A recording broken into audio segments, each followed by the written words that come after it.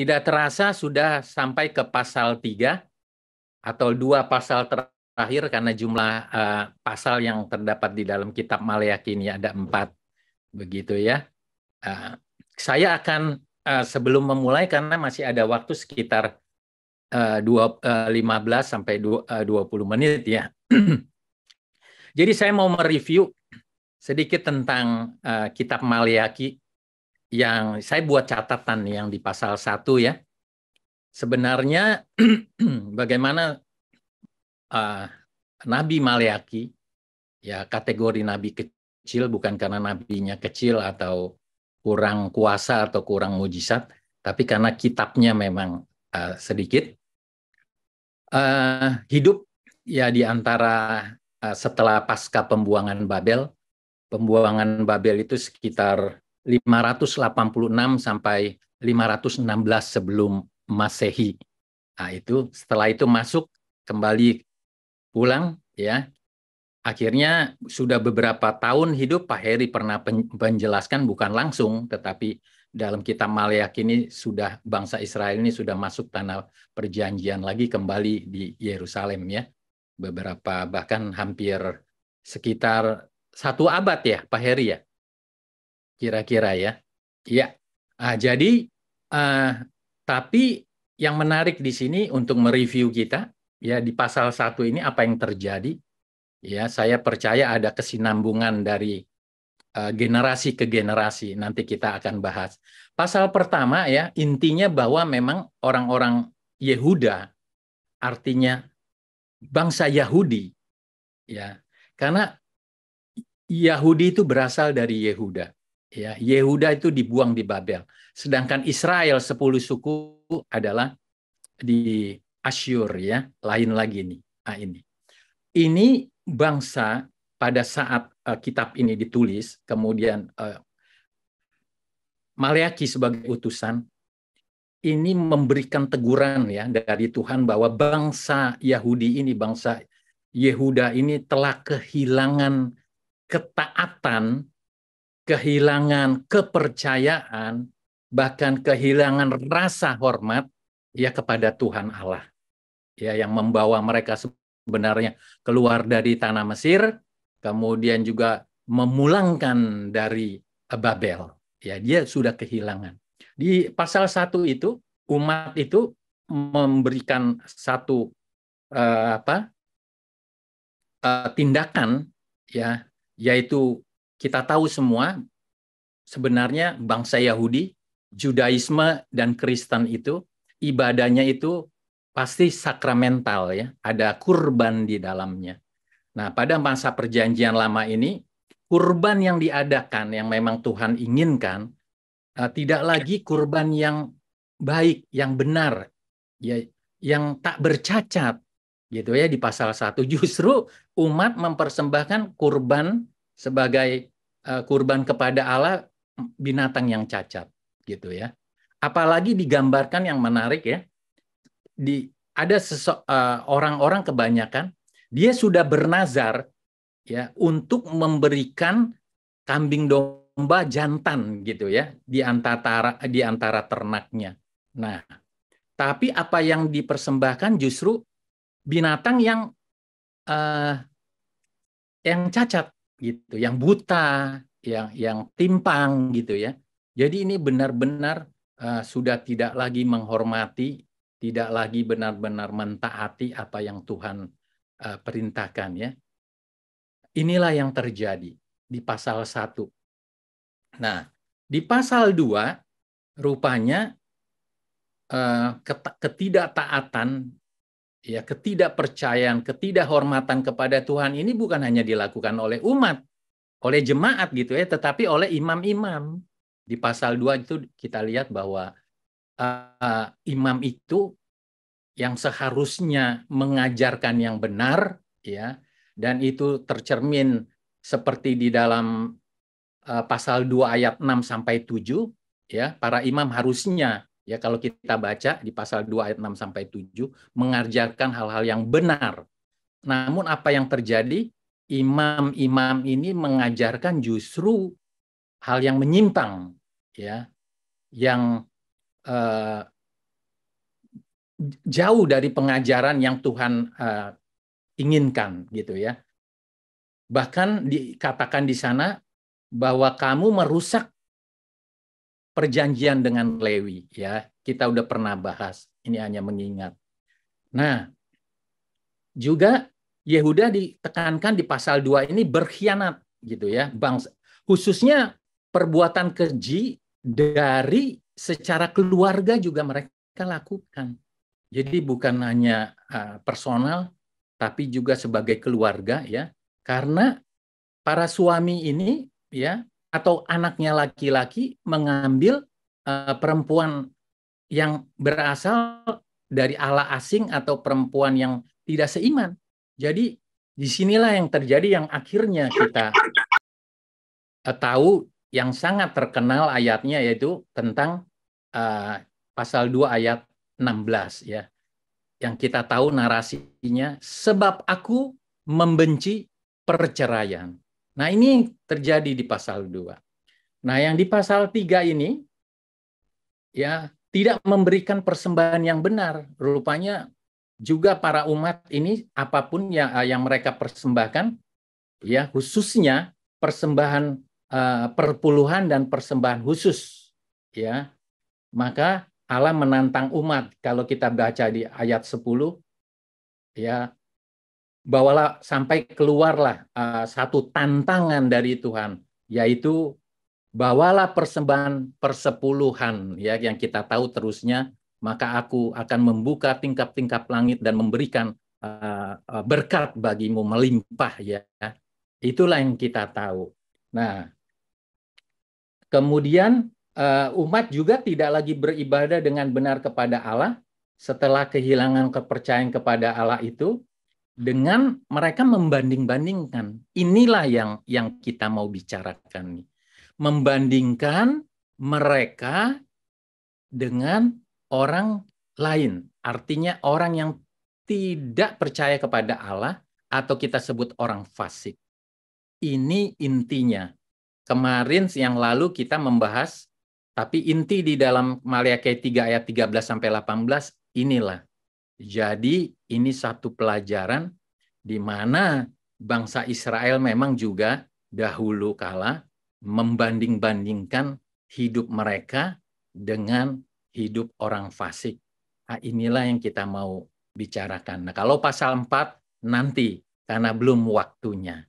Nah, Bapak Ibu, inilah satu review yang akhirnya membawa kita pada saat ini di dalam pendalaman Alkitab bahwa satu umat ya kita bacakan akhirnya di sini sebelum baru masuk pendahuluan itu saya karena untuk menyingkat waktu saya yang bacakan ya. Jadi Maleakhi 3 ayat 13 sampai 18.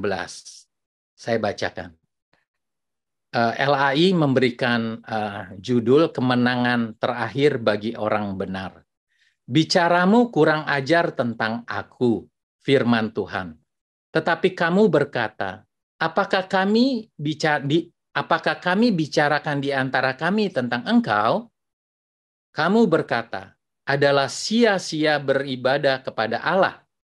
Apakah untungnya kita memelihara apa yang harus dilakukan terhadapnya dan berjalan dengan pakaian berkabung di hadapan Tuhan semesta alam? Oleh sebab itu kita ini menyebut berbahagia orang-orang yang gegabah, bukan saja mujur orang-orang yang berbuat fasik itu, tetapi dengan mencobai Allah pun mereka luput juga. Beginilah berbicara satu sama lain orang-orang yang takut akan Tuhan. Tuhan memperhatikan dan mendengarnya. Sebuah kitab peringatan ditulis di hadapannya bagi orang-orang yang takut akan Tuhan dan bagi orang-orang yang menghormati namanya. Mereka akan menjadi milik kesayanganku sendiri, firman Tuhan semesta alam. Pada hari yang kusiapkan, aku akan mengasihani mereka sama seperti seorang menyayangi anaknya yang melayani dia. Maka kamu akan melihat kembali perbedaan antara orang benar dan orang fasik antara orang yang beribadah kepada Allah dan orang yang tidak beribadah kepadanya.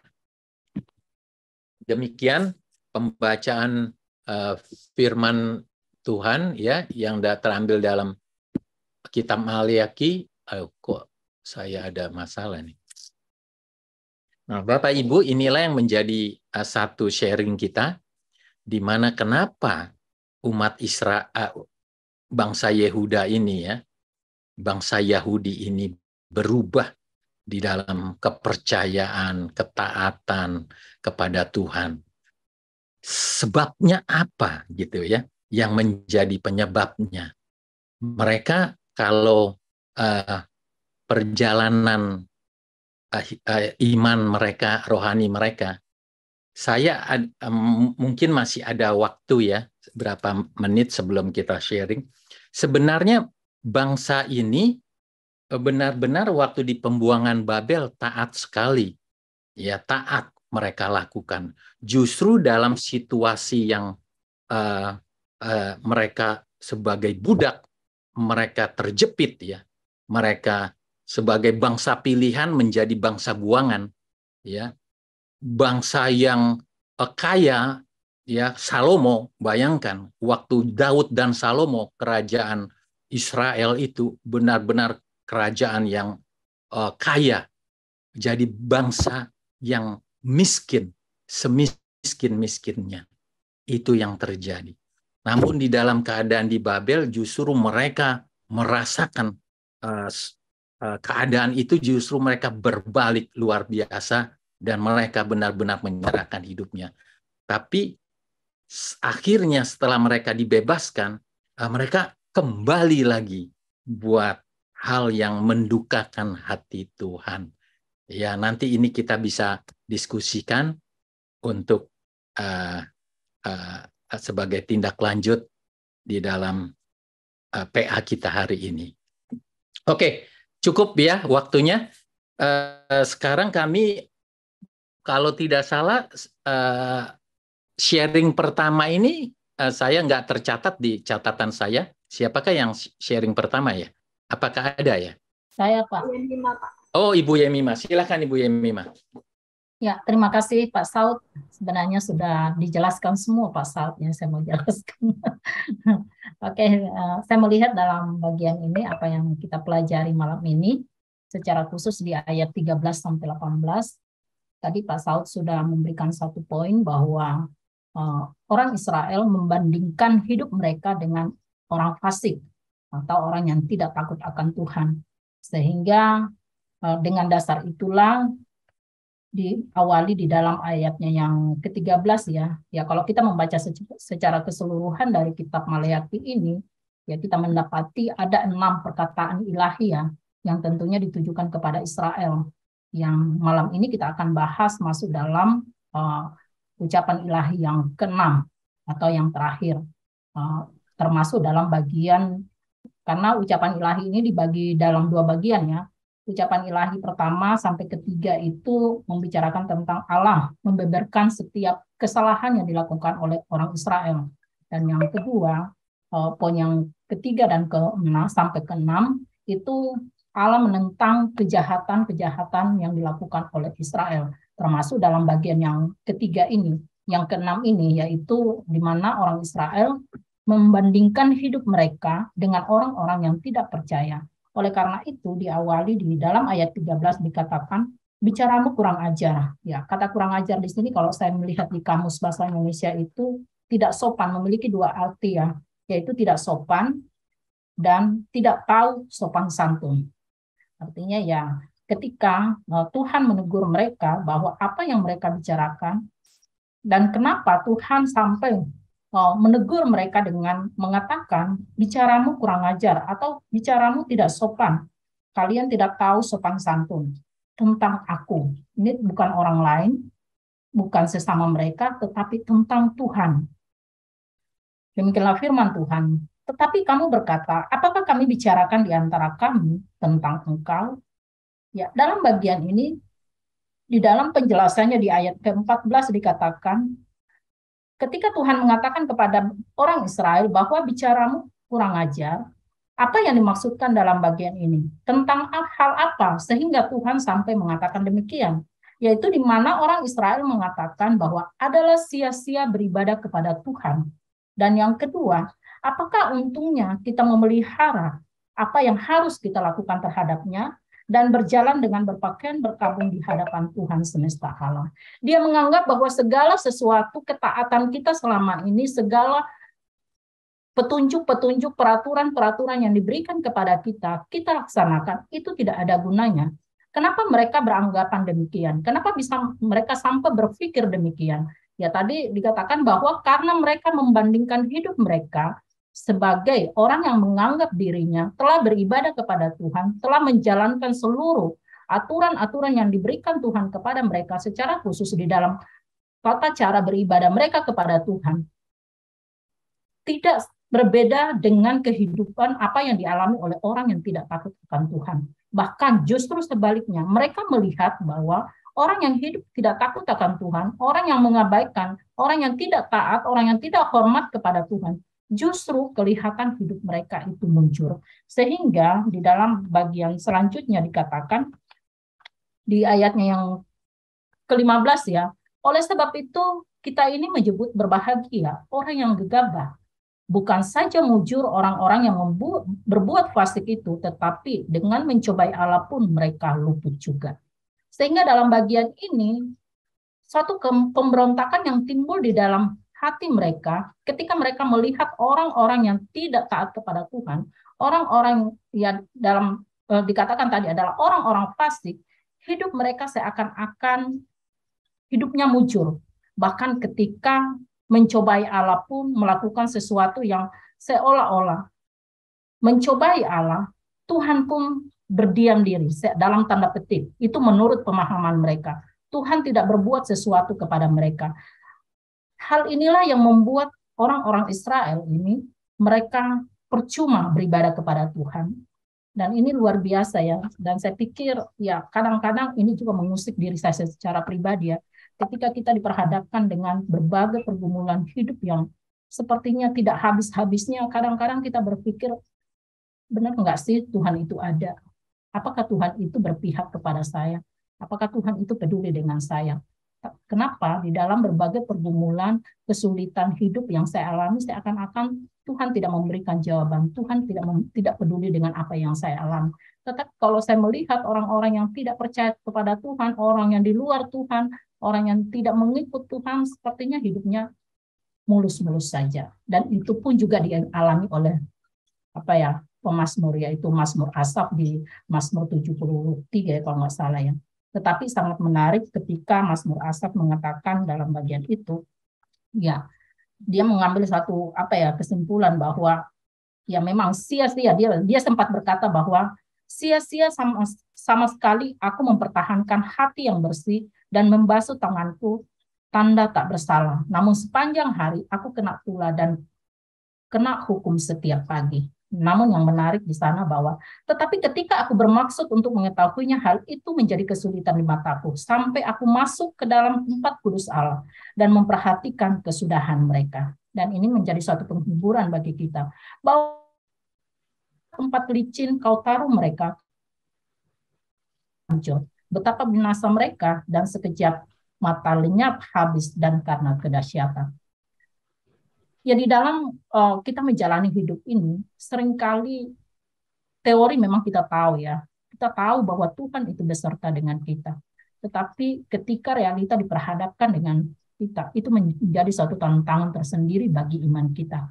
Apakah kita kuat untuk tetap memandang kepada Tuhan, atau ya kita mulai meragukan apakah Tuhan itu benar ada. Ya kalau semuanya jalan, oke. Hidup kita lancar-lancar saja, kondisi fisik kita sehat, apa yang kita upayakan berhasil, apa yang kita gumulkan baik. Waktu dalam perjalanan keluarga saya secara pribadi, waktu bergumul tentang keturunan gitu ya, sempat berpikir apalagi kalau dengar omongan orang, cemooh orang, kadang saya berpikir kenapa ya Tuhan justru banyak orang yang melakukan hubungan di luar nikah begitu gampang untuk mendapatkan keturunan. Tetapi kenapa justru orang yang resmi hidup dalam pernikahan sulit sekali untuk mendapatkan keturunan? Sampai kepada titik saya sampai kepada satu titik saya berpikir, ya udahlah terserah, itu kan semua Tuhan yang atur. Tetapi di tahun-tahun pertama, tahun kedua, tahun ketiga itu nggak semudah itu. Saya bergumul luar biasa. Tetapi ya saya melihat bahwa memang mengikut Tuhan tidak segampang itu, tidak semudah dengan teori yang kita pahami. Tetapi justru disitulah semakin saya disadarkan kenapa Tuhan itu selalu mengingatkan kepada kita, jangan pernah lepaskan saya. Jangan pernah meninggalkan saya. Tetap berpegang kepada Tuhan. Karena tanpa Tuhan yang menuntun hidup kamu, tanpa Tuhan yang menguatkan kamu, tidak ada yang mampu untuk kuat menghadapi setiap tantangan pergumulan hidup yang ada. Dan hal inilah yang dialami oleh bangsa Israel. Saya pikir ini membedah diri kita, saya secara pribadi ya, bahwa ini adalah suatu gambaran hidup, potret hidup saya di dalam keberimanan saya. Kadang-kadang seperti itu yang saya alami, seperti bangsa Israel. Ketika membandingkan pergumulan hidup yang kita alami dengan orang-orang yang di luar sana, kadang-kadang terbesit di dalam pikiran kita, di dalam pikiran saya, bahwa ya kenapa ya, justru orang-orang yang tidak mengikut Tuhan seolah-olah hidupnya baik-baik saja. Tetapi sangat menarik di dalam bagian ini, saya kembali dikuatkan saya secara pribadi, bahwa segala sesuatunya itu, Tuhan punya maksud, Tuhan punya rencana, dan Tuhan punya waktu yang tepat untuk segala sesuatunya. Termasuk ketika kita melihat orang seakan-akan berhasil di dalam menjalani hidupnya walaupun melakukan berbagai macam kejahatan, tetapi ingat, semuanya itu akan berakhir. Tuhan punya waktu tersendiri. Demikian juga halnya. Ketika orang benar terus-menerus hidup di dalam pergumulan yang berat, ingat, ada masanya Tuhan akan memberikan suatu pembebasan kepada mereka. Dan suatu istilah yang diberikan oleh Tuhan ya, kepada orang-orang yang takut akan Tuhan, di dalam ayat yang ke-16 dikatakan, beginilah berbicara satu sama lain, orang-orang yang takut akan Tuhan. Tuhan memperhatikan dan mendengarnya. Di sini mencatat, saya melihat bahwa di sana Tuhan tetap peduli dengan orang yang benar. Sekalipun keadaan sulit, sekalipun seolah-olah Tuhan berdiam diri, tidak memberikan jawaban di saat kita membutuhkannya saat itu. Ingat bahwa Tuhan selalu berpihak kepada orang yang benar. Tuhan selalu peduli dengan orang yang benar. Tuhan memperhatikan, dan bukan hanya memperhatikan, tetapi mendengar setiap apa yang dikeluhkan, yang disampaikan, yang dialami oleh orang-orang benar. Dan di sana dikatakan sebuah kitab peringatan ditulis di hadapannya bagi orang-orang yang takut akan Tuhan dan bagi orang-orang yang menghormati namanya. Ya, orang yang takut akan Tuhan kemungkinan besar adalah, di dalam bagian ini saya membaca beberapa tafsiran, segelintir orang-orang yang takut akan Tuhan di dalam masa Nabi Maleakhi ini adalah orang-orang yang mau mendengarkan teguran yang disampaikan oleh Nabi Maleakhi, yang masih mau peduli dengan kebenaran yang disampaikan oleh Maleakhi. Ini adalah sekumpulan orang-orang benar, artinya orang yang mau berbalik dari kekeliruan, kegagalan yang mereka telah lakukan, yang mereka telah alami. Ya tentunya ini adalah orang-orang Israel yang mau mendengarkan apa yang difirmankan, apa yang disampaikan oleh Nabi Maleakhi.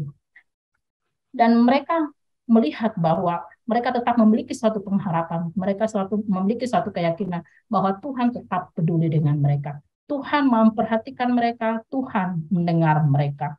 Ya, orang-orang ini berbicara satu dengan yang lainnya, menunjukkan adanya suatu persekutuan di antara mereka. Ini sangat indah, luar biasa.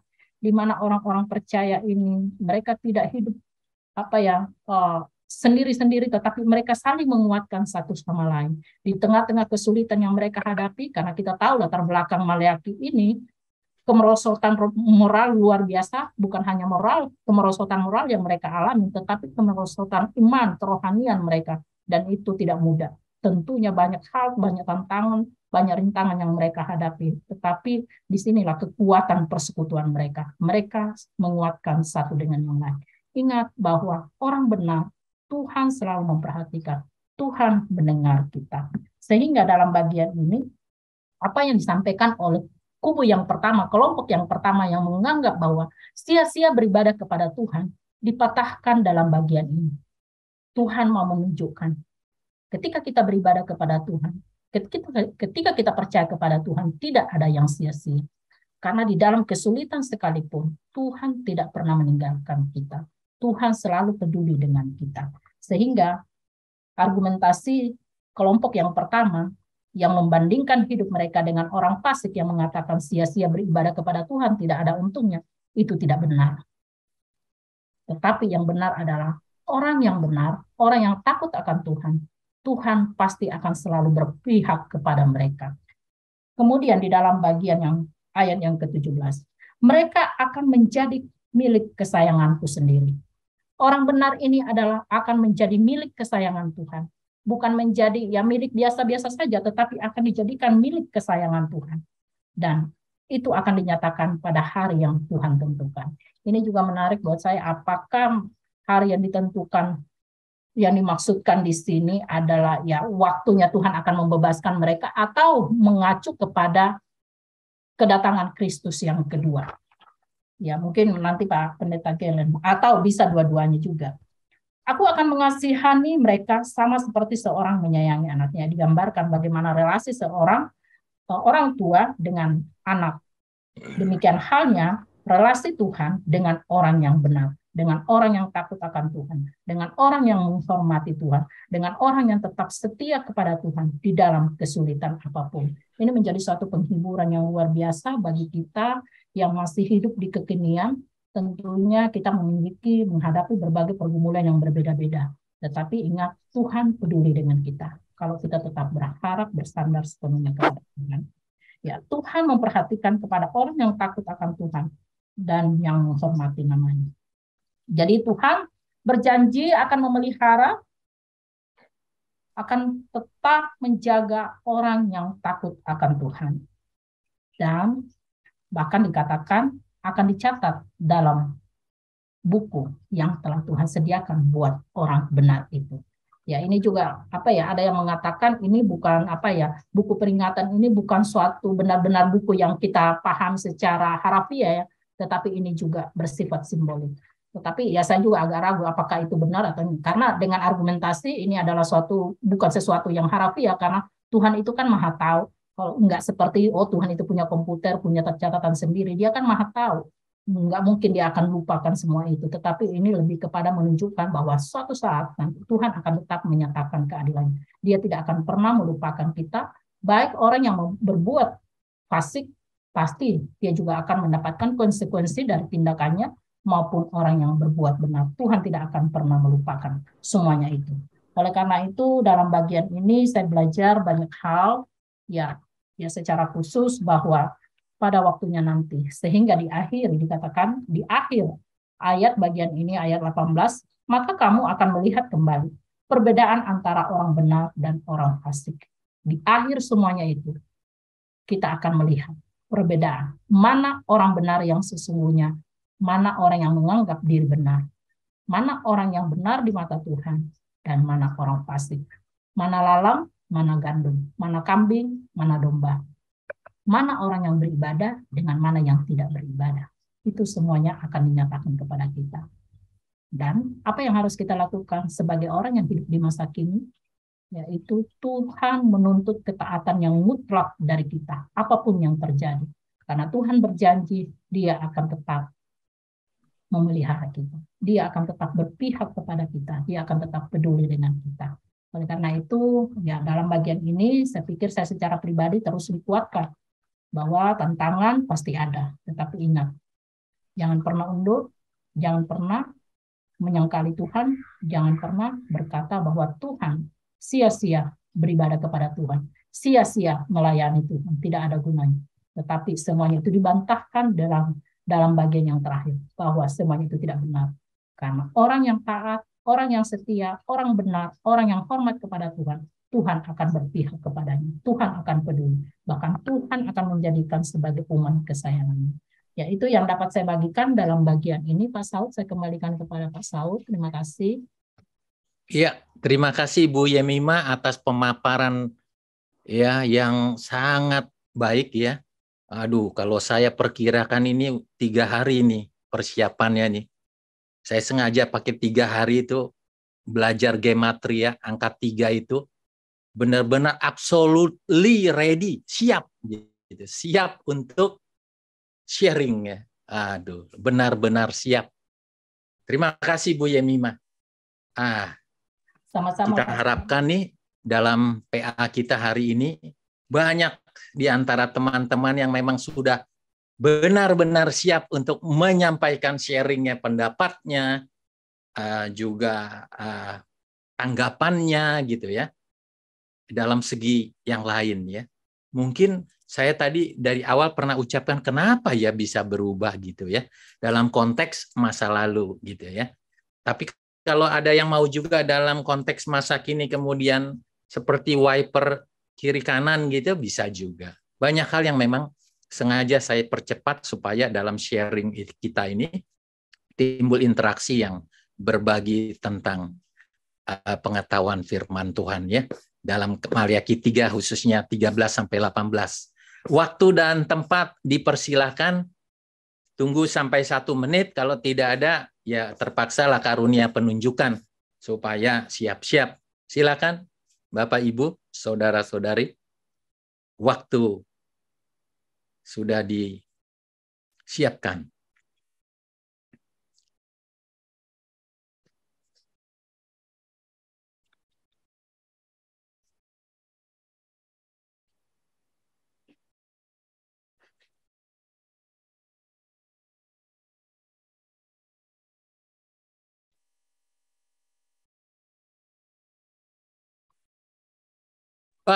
Ibu Lumongga, Ibu Dokter Lumongga, silakan. Mungkin masih di mute suara.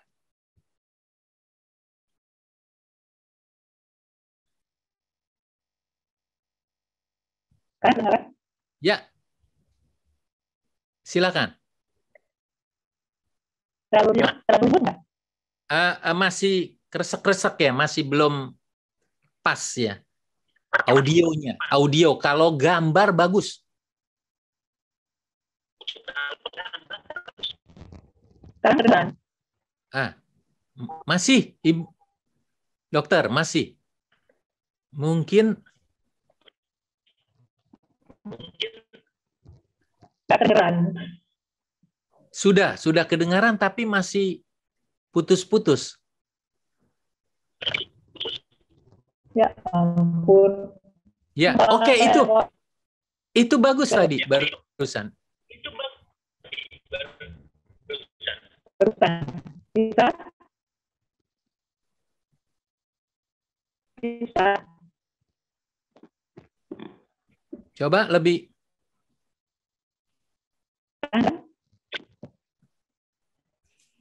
Wah, kenapa ya Dokter Lumongga signalnya ya strike nggak ini ya nggak stabil ya, sering kali ya. Itu bagus loh tadi. Coba dokter bicara deh dok.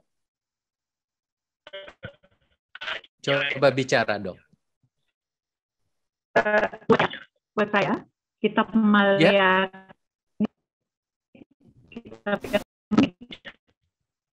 Belum enggak, webcam kameranya dimatiin aja Bu, kameranya nggak usah Bu, jadi mungkin bisa bantu.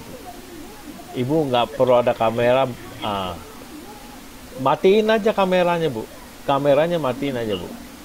Nah, terus saya minta jangan dinyalain Bu, matiin kamera Ibu. Nah, terus minta tolong host sebentar, jangan ngomong dulu. Minta host semua mic dimatiin. Semua mic yang lain dimatiin, termasuk Pak Saud punya dimatiin dulu, biar Bu Lumongga.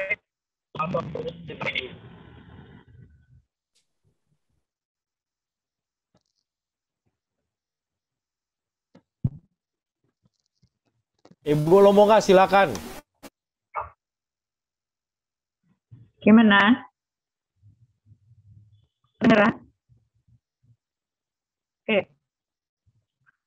Buat saya, kitab Maliaki ini kitab yang unik, menarik, karena merupakan peralihan dari PL ke PB, walaupun jarak waktunya sampai ada kira-kira 4 abad ya, sebelum sampai ke Matius. Saya nggak terlalu menyalahkan umat Israel yang pemahamannya, kalau kita baca kritikan Maleakhi di sini, pemahaman mereka mengenai hukum Musa dan mengenai peribadatan sangat kacau balau. Mengenai moral juga kacau balau. Kalau kita lihat pertanyaan-pertanyaan mereka dari pasal 1 sampai pasal yang sekarang kita baca, itu pertanyaan-pertanyaan yang menunjukkan kekacauan moral, kekacauan pemahaman. Tapi kalau kita lihat sejarah mereka, tadi Pak Saud sudah mereview sedikit, mulai dari mereka keluar dari Mesir, mereka mendapat hukum Musa di Gunung Sinai, kemudian cara-cara beribadat yang bisa kita baca di Imamat. Ya. Hanya Pak Saud, kalau nggak salah 3 minggu yang lalu sudah mengemukakan bagaimana ahli Taurat menjabarkan hukum Musa itu dengan aturan, ratusan aturan-aturan yang bukannya mempermudah tapi mempersulit umat. Ya, sebagai contoh saja misalnya kalau hari Sabat harus hari yang harus dihormati, tapi mereka menjabarkannya nggak boleh jalan sekian meter, nggak boleh pasang api, nggak boleh ini semuanya aturan-aturan yang sifatnya lahiriah. Sedangkan Allah tidak menginginkan itu, Allah menginginkan rohani. Jadi kalau pemahaman mereka salah, itu adalah salahnya mereka diajarkan oleh para ahli Taurat, para imam-imam, aturan-aturan yang salah, pemahaman yang salah. Demikian juga beribadat. Beribadat dengan segala macam aturan itu ada maknanya. Maknanya karena kalau beribadat, mereka ingin harus bertemu dengan Allah yang Maha Kudus. Yang Maha Kudus ini nggak boleh didekati oleh yang tidak kudus. Makanya mereka diajarkan harus semuanya yang bersih, semuanya yang nggak boleh ada cacatnya. Tapi mereka memaknainya dengan cacat lahiriah. Sedangkan yang Allah inginkan adalah cacat rohani. Kalau kita menghadap Allah, tidak boleh dengan cacat rohani. Terutama yang dilihat olehnya adalah hati kita. Jadi pemahaman-pemahaman seperti ini yang mereka bawa terus dan tidak ada perbaikan-perbaikannya. Mereka melakukannya dengan taat secara lahiriah. Oleh karena itu mereka bertanya, apa sih yang salah? Semuanya saya kerjakan kok. Saya lakukan korban, saya lakukan persembahan, saya beribadah, saya melakukan hukum Musa, nggak mencuri, nggak membunuh, dan sebagainya. Tapi di sini Tuhan mengatakan hatinya jauh dari Tuhan. Hatinya jauh dari Allah. Memang mereka melakukan semuanya itu dengan taat, tapi hatinya nggak ada di situ. Ini semuanya makin parah waktu mereka tinggal di Babel dibuang di Babel selama 70 tahun. Mereka beribadah juga dipersulit oleh karena situasi politik dan juga ekonomi. Mereka kan sebagai budak. Jadi persyaratan-persyaratan peribadatan yang membutuhkan biaya juga mereka agak sulit untuk melakukannya. Semua ini diperparah dengan kawin campur dan sebagainya, sehingga waktu mereka kembali dari pembuangan, melihat keadaan di sana juga di Israel, di Yerusalem juga nggak bagus, nggak baik, kehidupan mereka masih tetap sulit, dan ini yang muncul, yang dilihat oleh Maleakhi dan ingin diperbaikinya. Tapi umat memang udah, yaitu jadi pertanyaannya, apa sih yang kami susahkan? Apa sih yang kami semua lakukan kok semuanya? Semua kami lakukan. Tapi di pasal ini kita lihat baru mereka jadi ada kekacauan moral. Kalau orang fasik yang nggak melakukan apa-apa, hidupnya lebih senang dari kami. Ini bagaimana sih mereka jadi bingung. Itulah sebabnya kemudian Maleakhi menubuatkan akan datang nanti akan datang Mesias yang akan memperbaiki pemahaman mereka yang salah itu.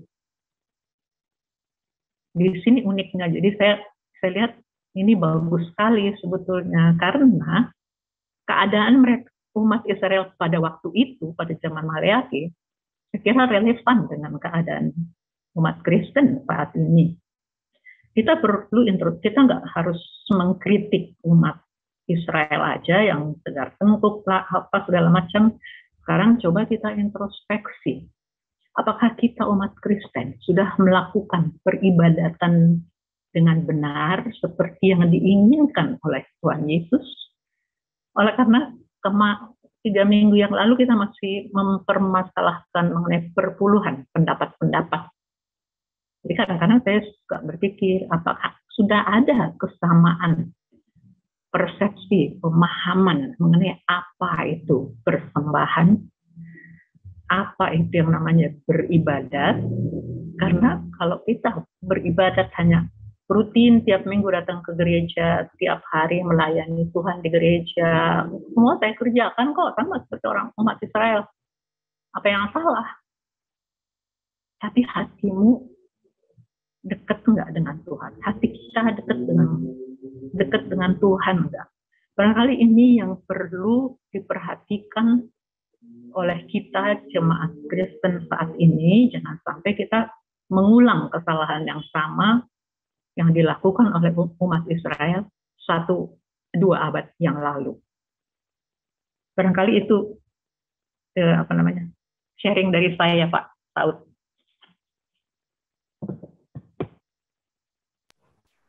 Udah bisa sendiri ya, rilis mute-nya ya. Terima kasih Ibu Dr. Lumongga atas paparannya yang saya rasa cukup lengkap. Cuma saya ada sedikit buat kita sharing, nggak mengurangi rasa ininya kok ke paparan Bu Lumongga ya. Tadi dikatakan bahwa kitab Maleakhi adalah kitab peralihan dari Perjanjian Baru, Perjanjian Lama ke Perjanjian Baru.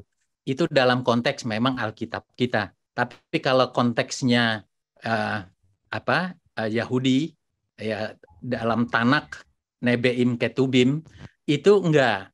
Jadi beda. Ini hanya buat wawasan kita aja. Bukan yang terakhir dalam kitab Taurat mereka untuk kitab Maleakhi. Oke. Ya memang. Terima kasih.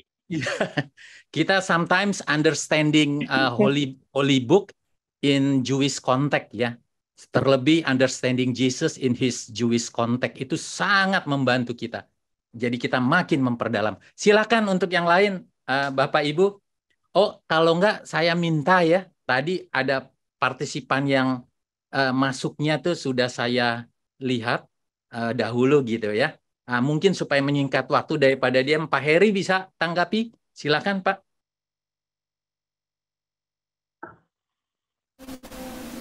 Terima kasih Pak Saud.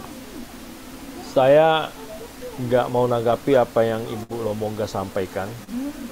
Saya kira udah dari sisi lain sudah pas itu.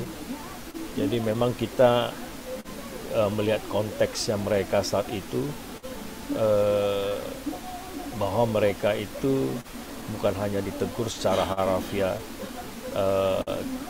tindak keberagamaan mereka, upacara-upacara keberagaman mereka, tetapi apa yang keluar dari tindakan-tindakan itu kalau kita soroti ya seperti Ibu Lumongga tadi katakan, sebenarnya isi motif dari hati dan moralitasnya mereka yang rendah, sehingga outputnya pun jelek gitu loh, tidak menghormati Tuhan. Tapi yang ingin saya berikan malam ini, yang saya dapatkan adalah bahwa dalam konteks Maleakhi 3 pasal 3, 13 sampai 18 ini, Lembaga Alkitab memberi perikop judul kemenangan terakhir bagi orang benar. Jadi memang benar kalau kita lihat dari observasi kita tadi sudah baik Pak Saud dengan pendahuluannya, Bu Yemima juga bahwa sudah terang benderang mereka itu kurang ajar, tidak menghormati Tuhan, tidak berbakti, dan kalau di ayat yang ke-14 itu dikatakan mereka pun tidak bertobat, kalau bahasa kita ya, konteks perjanjian baru. Mereka tuh tidak bertobat. Mereka tidak merasa bersalah, padahal udah diingatkan. Nah, kemudian mereka selalu berprasangka buruk terhadap Tuhan. Padahal mereka harusnya masih ingat bagaimana Tuhan mengembalikan mereka dari Babel. Seharusnya mereka ingat bagaimana nenek moyang mereka keluar dari Mesir. Tidak ada perjalanan yang sulit yang mereka alami maupun nenek moyang mereka. Semua tidak terlepas daripada campur tangan Tuhan. Dan Tuhan selalu memelihara hidup mereka, Yehuda gitu. Jadi yang terakhir, kalau kita lihat bahwa mereka masih terus melihat secara harafiah, melihat sesuatu yang dari sudut pandang keegoisan manusia berdosa, ya, bahwa orang fasik lebih nyaman kok hidupnya, mereka nggak dihukum, mereka makmur-makmur saja. Kenapa kita yang justru bertuhan, Tuhan kita yang kita sembah itu, justru kita dibandingkan mereka yang fasik itu jauh tidak semakmur mereka. Nah ini, maka judul ini tepat sekali kalau dikatakan kemenangan terakhir bagi orang benar, karena memang urusan-urusan penghukuman orang fasik itu bukan urusan kita. Nah, seharusnya mereka memahami itu. Kalau kita tarik di kekinian, apa yang kita dapatkan pembelajaran, bahwa itu memang urusan Tuhan. Penghakiman itu nggak urusan kita. Kita hanya diminta untuk duduk setia dan menyaksikan bagaimana kemuliaan Tuhan tampak. Juga orang percaya yang setia itu akan terang benderang kebenarannya. Hidup mereka akan makmur pada akhirnya, seperti judul tadi. Nah, saya mengajak kita melihat Mazmur 37. Beberapa kali saya mengutip ini, kali ini saya mau bacakan untuk kita. Nanti Bapak Ibu kalau ada kesempatan, bacalah seluruhnya pasal 37 ini. Ini saya cuma kutip sampai ayat 5 saja, saya bacakan untuk kita. Ini bagus sekali. Ini perbandingan antara orang benar dan orang fasik. Demikian firman Tuhan ya, mulai ayat 1, pasal Mazmur 37. Jangan marah karena orang yang berbuat jahat. Jangan iri hati.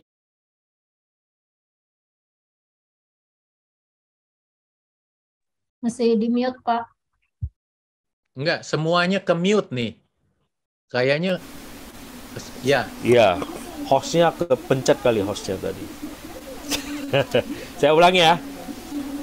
Jangan marah karena orang yang berbuat jahat.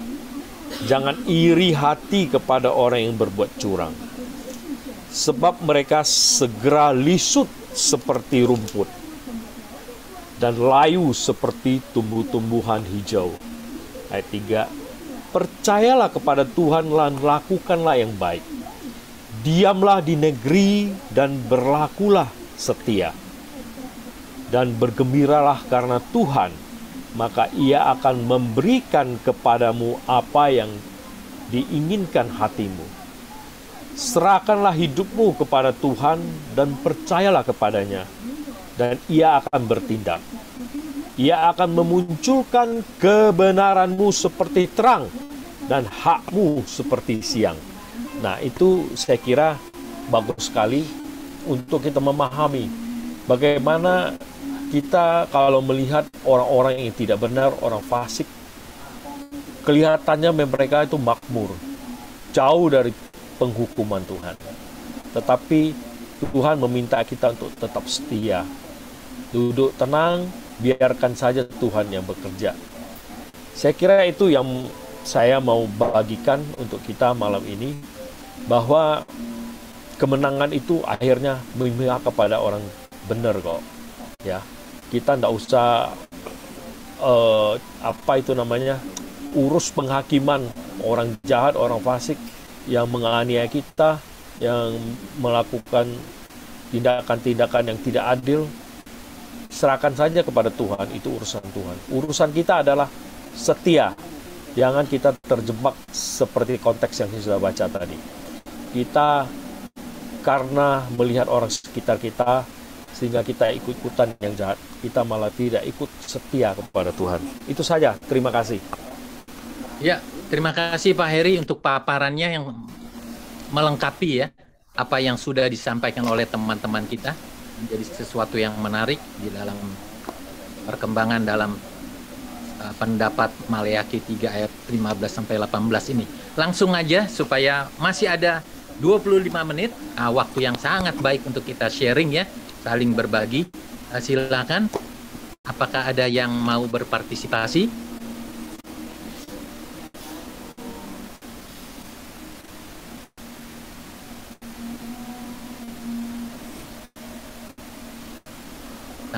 Sampai 3, saya tunjuk lagi nih. 1, 2, adakah? Siapa ya? Kok ke-mute lagi nih? Ini ke-mute lagi.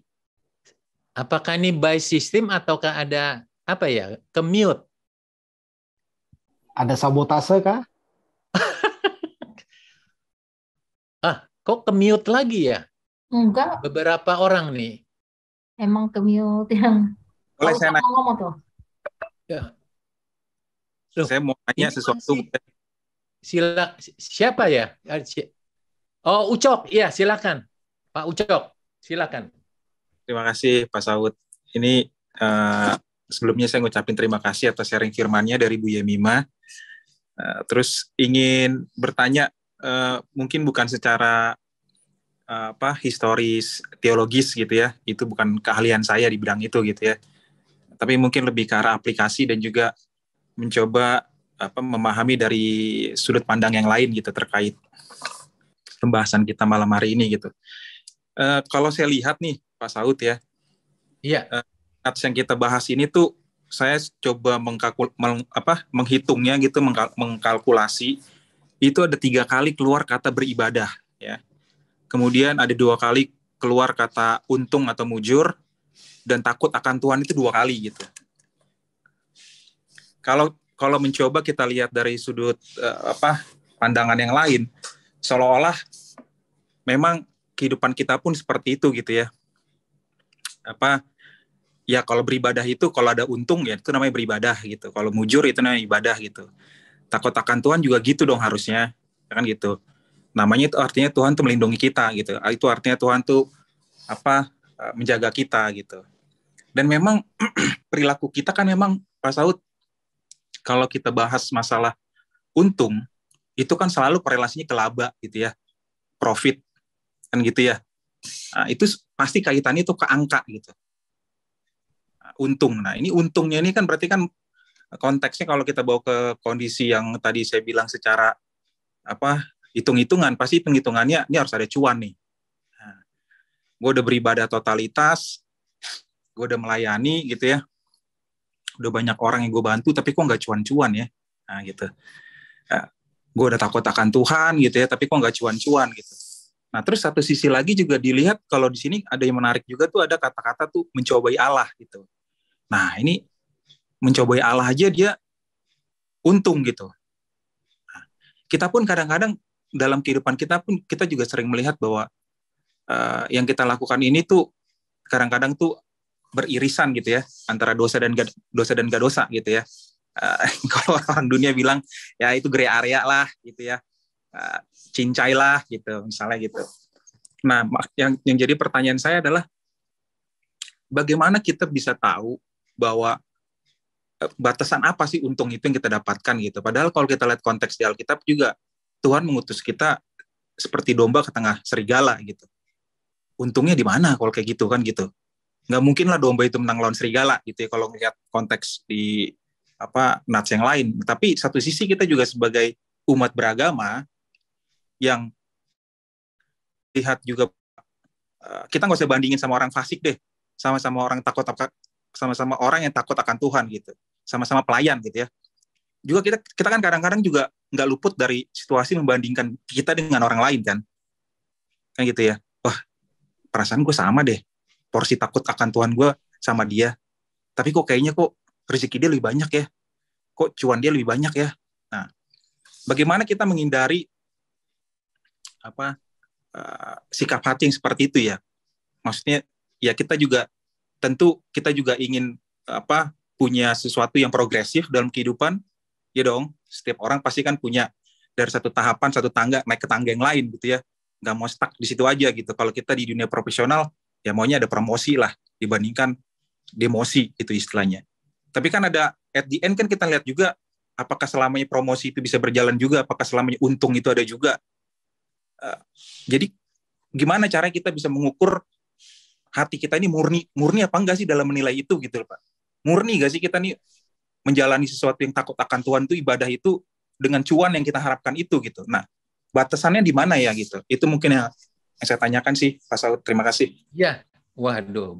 Ini pertanyaan yang bagus nih ya. Tapi itu porsinya saya lihat sudah ada sebelah, kalau di layar saya punya laptop sebelah kanan itu Pendeta Galen Marpaung udah manggut-manggut, sudah siap untuk menjawab tuh ya. Apa untungnya mengikut Tuhan? Apa untungnya beribadah yang benar dalam mengikut Tuhan? Wah, senyum-senyum.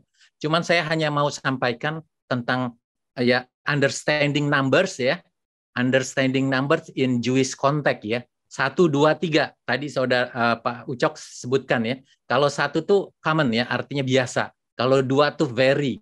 Ya, jadi ada peningkatan. Kalau 3 tuh absolutely, mutlak. Jadi ketika Tuhan Yesus berdoa 3 kali di Taman Getsemani, doa yang sama, setelah selesai dia tuh sudah siap mati.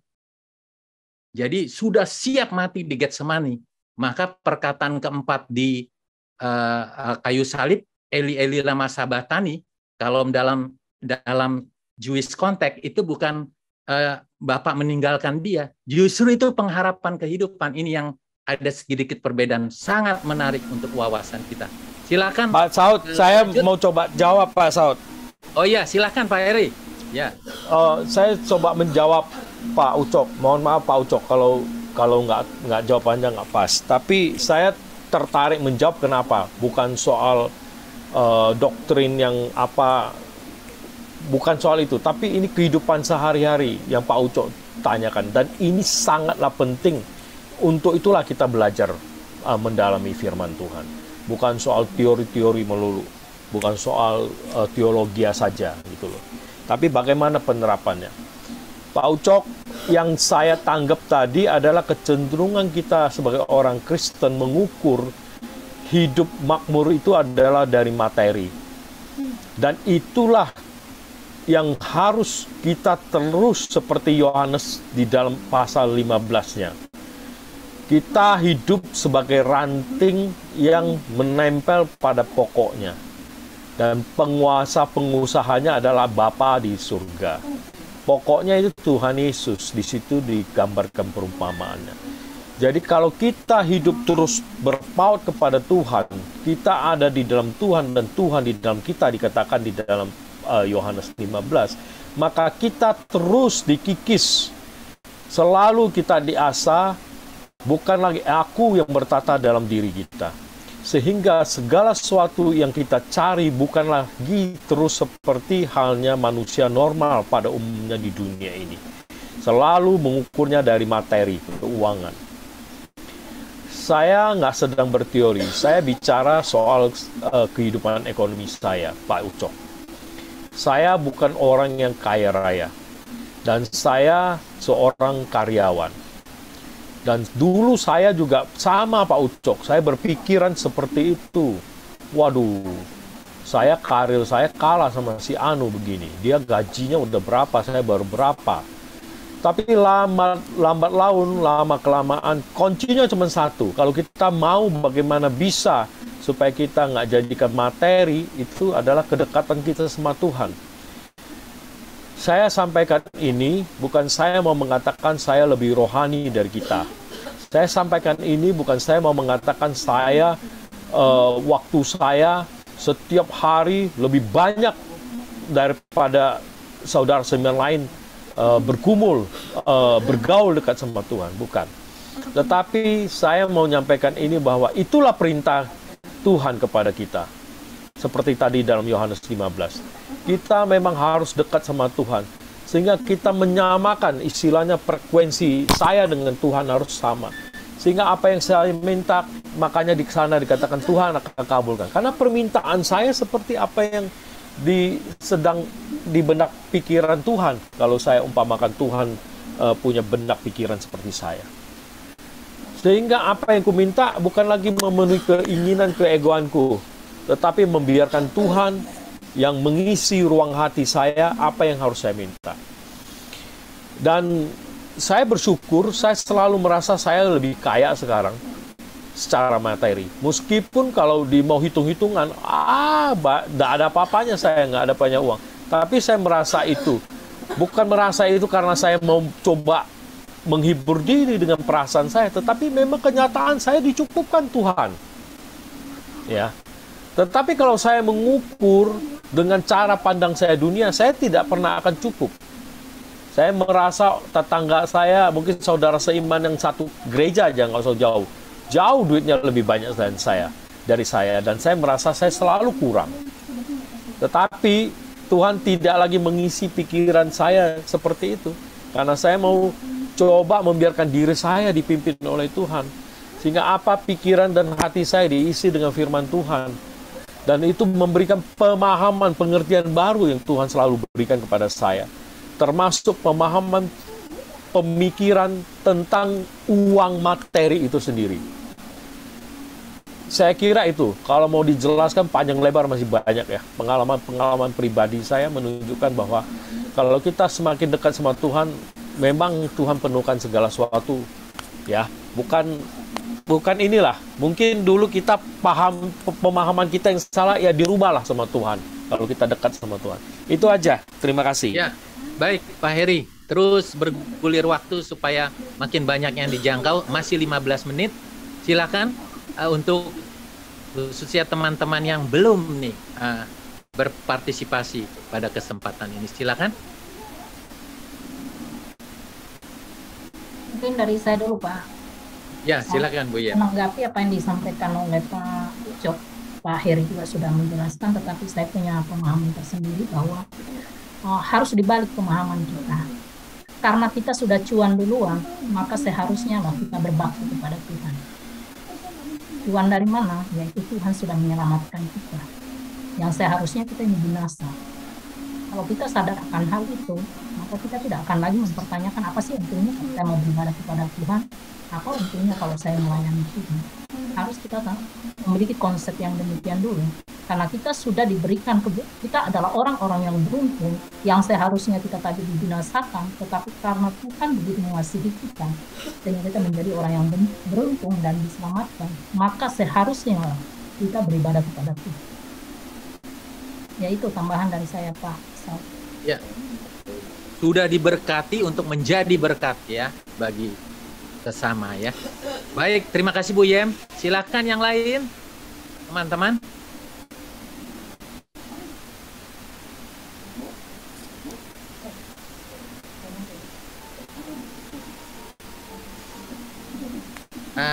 Atau tadi antara ini saya baru tahu nih, atau mohon maaf sebelumnya, saudara Patrick Simanjuntak ya. Silakan saudara Patrick.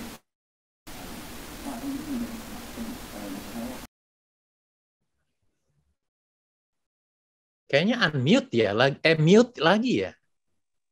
Iya Pak Saud. Ya, silakan. Iya. Oke.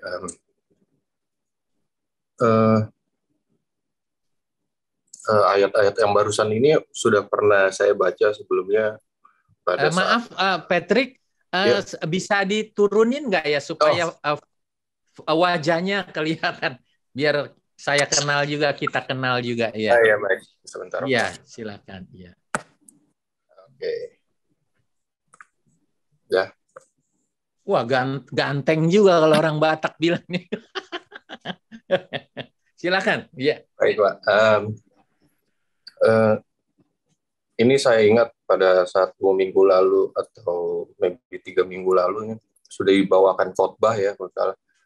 Dan pada saat itu ada ayat yang benar-benar menyentuh saya gitu dan menjadi jawaban selama pikul salibnya Tuhan gitu dalam dunia.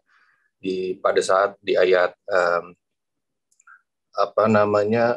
di ayat 16 gitu ya, di mana Tuhan memperhatikan dan mendengarnya gitu kepada orang-orang yang taat padanya gitu. Dan jujur belakangan tahun ini semakin bahwa hubungan sama Tuhan itu memang nggak, yang Ibu Yemima bilang adalah susah sekali gitu ya, banyak pergumulan, struggle sekali hidup gitu. Dan sampai akhirnya fokus saya bukan lagi pada hal berkat, lebih kepada yang saya minta adalah mengenai hal perubahan diri gitu, dari mengasihi, memaafkan, dan segala sesuatu perintah Tuhan yang Tuhan mau dalam hidup saya gitu. Dan tiap kali berdoa pun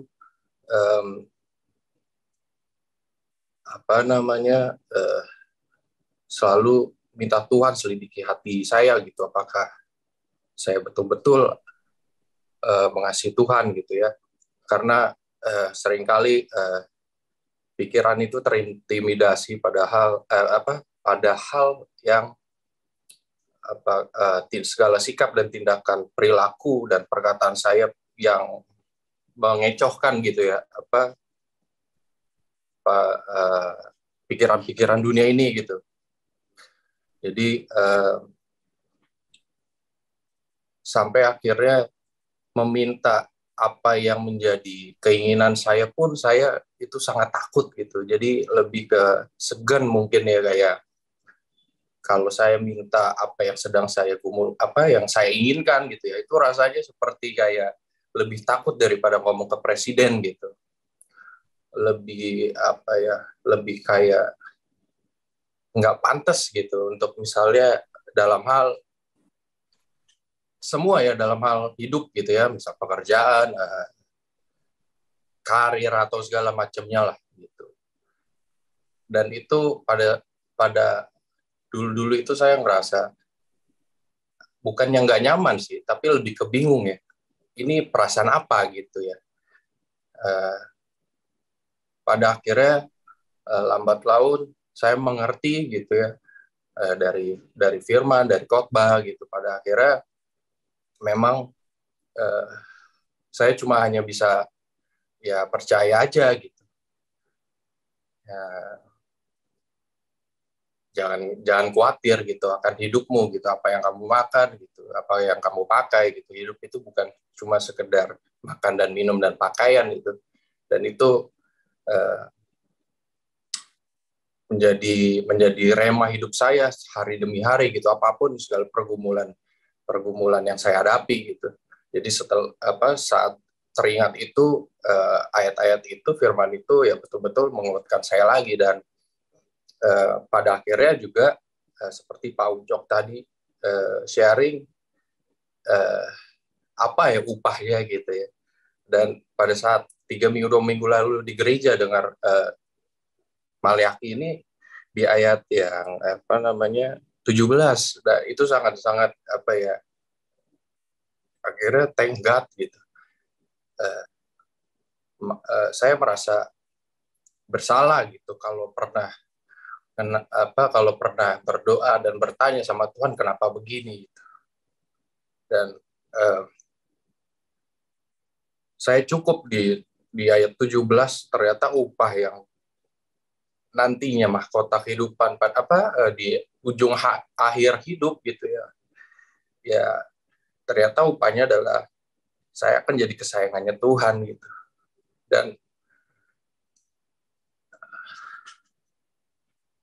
itu sudah menggambarkan segala pertanyaan saya sampai hari ini, bahwa upah itu udah lebih dari cukup Tuhan itu.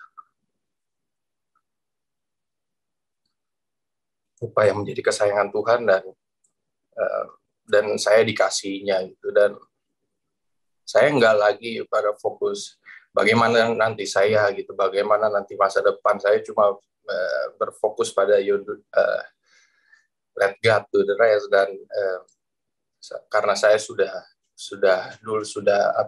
menyerahkan diri untuk dipimpin Roh Kudus, untuk Tuhan pimpin, ya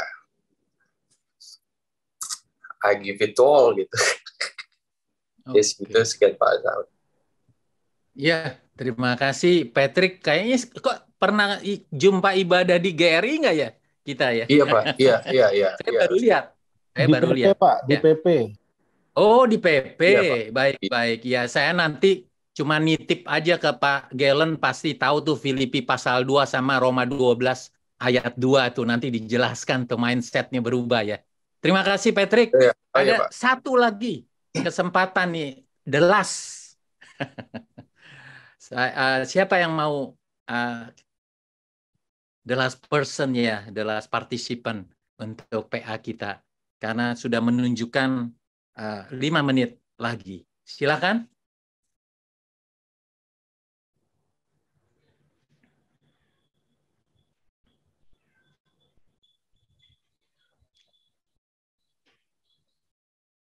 Wah, sayang ya waktunya. Saya tunjuk deh, Pak Oscar. Waduh, diam-diam dia ada nih. Pak Oscar?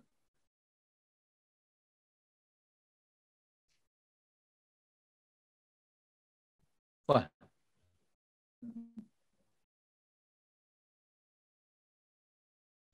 Pak Oscar rupanya nggak dengar ya. Atau di mute kali ya, mute ya. Ini kok kalau di laptop saya banyak yang di mute dari sistem ya? Memang harus di mute Pak Saud, kalau nggak semua ngomong tabrakan jadi. Gitu ya, takut ini ya. Oke. Ya. Pak. Jadi coba sampai 3 ya Pak Oscar. 1, 2, 3 Pak Oscar. Aduh sayang ya. Siapa ya? Jamie, silakan Jamie. Malam Pak. Iya, akhirnya. Ya Pak, terus terang Pak, untuk ngeliaki ini saya belum persiapan hari ini. Tadi kebanyakan ngikutin Pak Heri punya, suruh baca Yudas gitu. Tapi saya agak tergelitik. Ada aja alasan.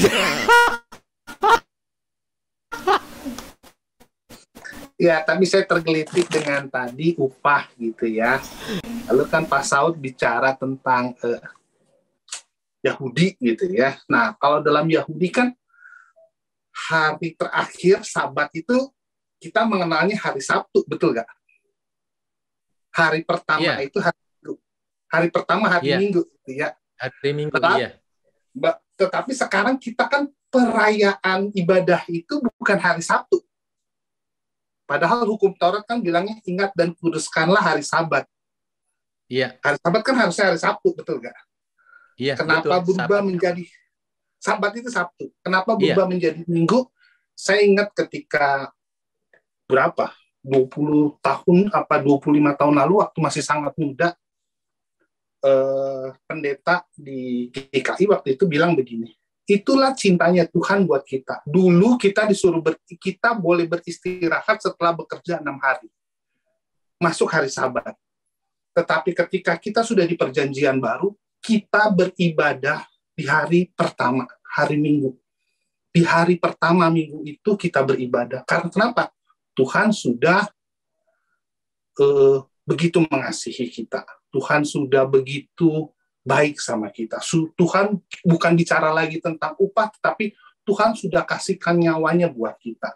Makanya dia bilang, beliau bilang gitu ya, Pak almarhum Titus bilang, jangan hitung-hitungan lagi sama Tuhan. Jangan hitung-hitungan lagi. Kalau Maliaki mungkin, dia boleh menghitung-hitung, karena dia belum bertemu dengan anugerah itu. Gitu ya. Tetapi kita sudah bertemu dengan anugerah itu, dan nyata gitu ya. Kenapa? Hari Minggu. Hari Minggu itu hari pertama. Dan kita beribadah di awal. Jadi kalau tanggalan yang benar, beliau bilang gitu ya, tanggalan yang benar itu, hari Minggu itu di depan. Ya, hari Sabtunya di akhir. Itu aja Pak Saud yang saya mau sampaikan. Terima kasih Pak Saud. Iya, waduh, nanti kita sharing kalau di gereja ya tentang ibadah hari Sabtu dan ibadah raya. Pasti orang Kristen adalah ibadah raya itu pasti Minggu. Dasarnya kita tahu kebangkitan Kristus. Ya, terima kasih untuk teman-teman yang sudah berpartisipasi dalam sharing ya. Kiranya semua itu menjadi satu kebaikan buat kita semua. Kini tiba saatnya pendeta kita, Bapak Pendeta Galen Marpaung, akan menyampaikan paparan dan sekaligus ya closing statement. Silakan, Bapak Pendeta. Ya, baik. Terima kasih Pak Saud dan semua Bapak Ibu Saudara-saudara yang dikasihi Tuhan. PA kita dari Maleakhi 3 ayat 13 sampai 18. Saya tidak akan baca lagi ya ayat-ayatnya karena sudah dibaca tadi ya.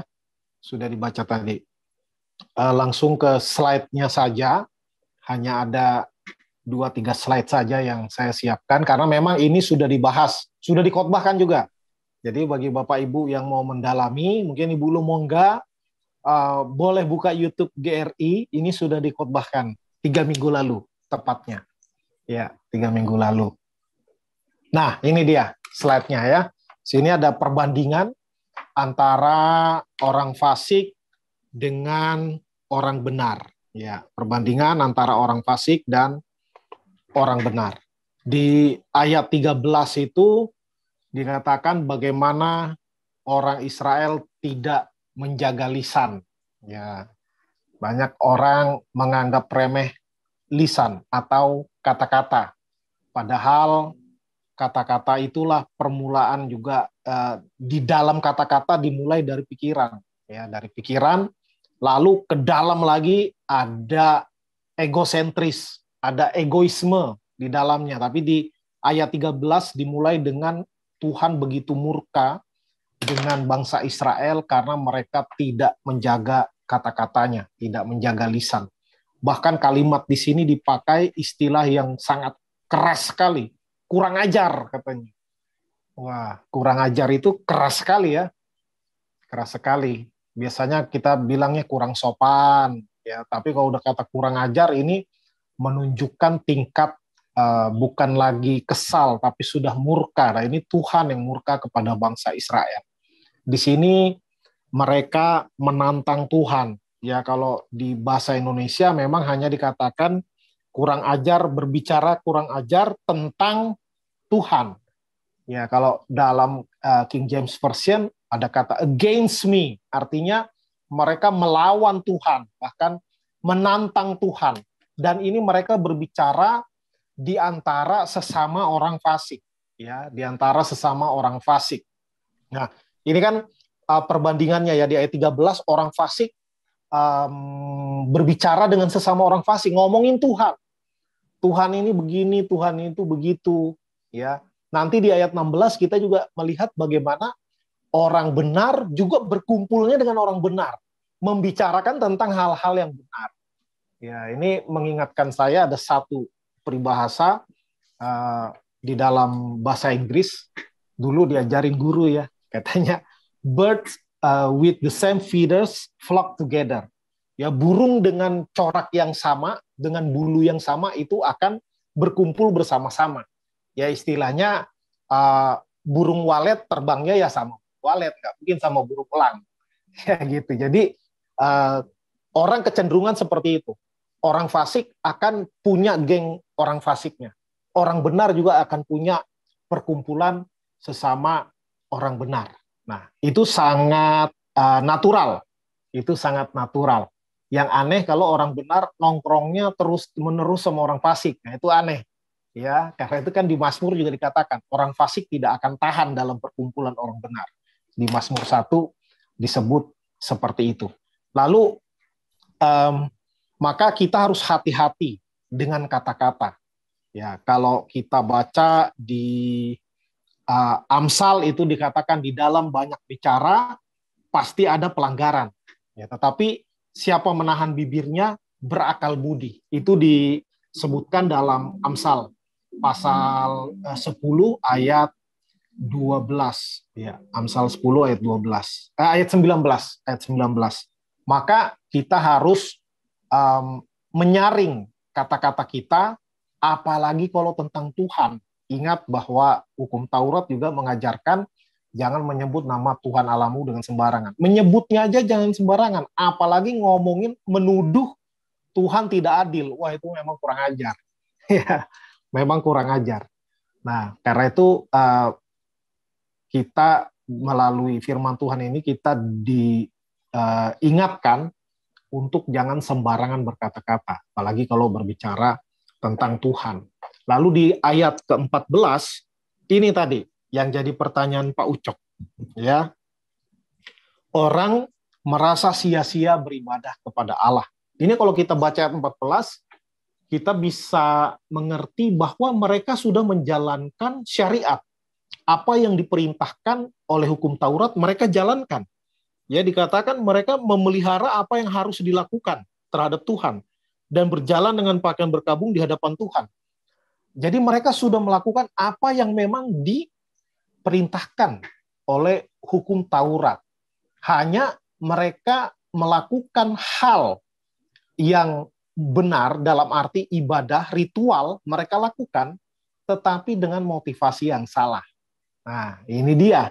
Ya, lalu keluar tadi frase itu ya, apa untungnya? Nah, apa untungnya? Itu memang manusia dari dulu, apalagi manusia zaman sekarang. Manusia sejak dulu, sejak jatuh dalam dosa, memang selalu melihat ke dalam dirinya sendiri. Apa untungnya? Ya, maka di dalam memilih cita-cita pun, kita milih cita-cita waktu kecil kan, yang bisa menghasilkan uang. Ya, sekarang aja udah dilatih. Punya cita-cita, jangan yang kira-kira nanti akan digantikan oleh robot. Karena artificial intelligence sudah begitu maju. Ya, jangan belajar lagi misalnya accounting, katanya accounting orang akuntan katanya nanti 10 tahun lagi bisa udah musnah karena udah ada sistem pakai artificial intelligence. Ada banyak pekerjaan yang akan hilang. Maka orang akan mencari pekerjaan-pekerjaan yang masa depannya cerah dalam arti yang bisa dapat banyak cuan. Ya, orang berusaha juga gitu. Sekarang era disrupsi. Ya, peritel-peritel banyak yang bangkrut, ya kan? Karena itu harus putar otak. Nggak lagi pasang display di toko, nggak lagi sewa lapak di mall yang mahal misalnya, lalu pindah ke startup digital, ya, digital ekonomi dan lain sebagainya. Itu sebenarnya juga dalam tanda kutip supaya tetap cuan. Ya, maka itu sebenarnya menggambarkan juga itu tidak semata-mata salah. Ya, karena kita diberikan logika oleh Tuhan, akal pikiran. Tetapi ketika kita menerapkannya di dalam hal spiritual, waduh kacau. Ya, tapi memang itu natur manusia berdosa. Sehingga ketika bertuhan pun, memilih agama pun, sebagian orang menjadi Kristen bukan karena kebenaran yang utuh, tapi karena ya kadang orang salah paham ya di gereja-gereja tertentu yang mengajarkan teologi kemakmuran. Ada banyak orang yang masuk Kristen karena salah paham. Ya, dianggap ikut Tuhan, sakit jadi sembuh, miskin jadi kaya. Ya, maka dikatakan akan berlipat ganda. Dan uniknya, mereka juga banyak yang tambah kaya setelah jadi Kristen. Jadi, apa susahnya sih tambah Tuhannya satu? Toh dulu juga percaya banyak Tuhan, ya banyak dewa. Ada satu dewa tambah namanya Yesus, kalau bikin saya kaya berlipat kali ganda, kenapa enggak? Ya, maka itu adalah dasar yang paling lemah di dalam mengikut Tuhan. Orang-orang seperti itu akan sangat mudah untuk kecewa dan nantinya meninggalkan Tuhan. Bisa jadi meninggalkan, bisa jadi tidak. Tergantung Tuhan, karena itu kembali lagi kedaulatan Allah di dalam hidupnya. Dan kita juga di pelajaran-pelajaran sekarang, waduh, di sekolah udah masuk pelajaran entrepreneurship, ya, kewirausahaan, dilatih bagaimana bisa menguntungkan, termasuk anak-anak sekolah kita di Ngabang juga diajarkan itu di SMA, bagaimana membuat produk ada nilai tambahnya, additional value-nya supaya jual bisa, untungnya bisa lebih banyak. Ya, itu sih melatih pikiran bisa, tapi akan sangat keliru ketika itu diterapkan di dalam kerohanian. Tadi Pak Saud bagus sekali, titip pesan, ya. Titip pesan, bahas Filipi 2, Pak, sama Roma 12. Ya benar sekali. Bagaimana Yesus mengosongkan dirinya. Mengosongkan diri itu diteladankan oleh Tuhan. Tuhan bukan cuma nyuruh, dia tunjukkan dulu, begini loh. Ya, maka yang kita kejar sebagai orang benar, kita ini kan orang benar kan, bukan karena kita benar, karena kita dibenarkan oleh Tuhan. Karena udah statusnya benar, maka kita punya tanggung jawab moral untuk hidup benar. Ya, maka bukan mencari apa yang kita bisa menguntungkan kita, tetapi apa yang berkenan kepada Allah. Kalaupun karena berkenan itu membuat kita nggak kaya-kaya atau lambat jadi kaya, ya nggak masalah. Karena yang kita kejar adalah supaya Tuhan semakin besar dan kita semakin kecil. Nah, itu di dalam kekristenan seperti itu. Nah, di dalam perjalanan kehidupan memang karena kita kan masih hidup di dunia, dan walaupun kita orang benar, kita masih hidup di dalam daging, bukan kedagingan ya, di dalam daging artinya masih ada memang keinginan daging, itu yang kita perangi setiap hari. Nah, maka kadang kita jadi hitung-hitungan, ya, jadi hitung-hitungan. Kita iri melihat orang-orang fasik. Mereka, apalagi orang fasik itu sombong. Ya, di Alkitab dikatakan gegabah, tapi di terjemahan lain dikatakan arogan dan proud, sombong. Ya. Nah, yang kita kesal itu ya iri karena apa? Orang fasik banyak yang hidupnya dikatakan mujur, kalau NIV bilang prosper. Mereka makmur. Ya. Banyak sih yang ketangkep KPK koruptor, tapi lebih banyak yang nggak ketangkep. Ya, karena KPK hanya menangani kasus-kasus, kalau nggak salah saya, kalau kerugian negara di atas 200 juta baru diusut.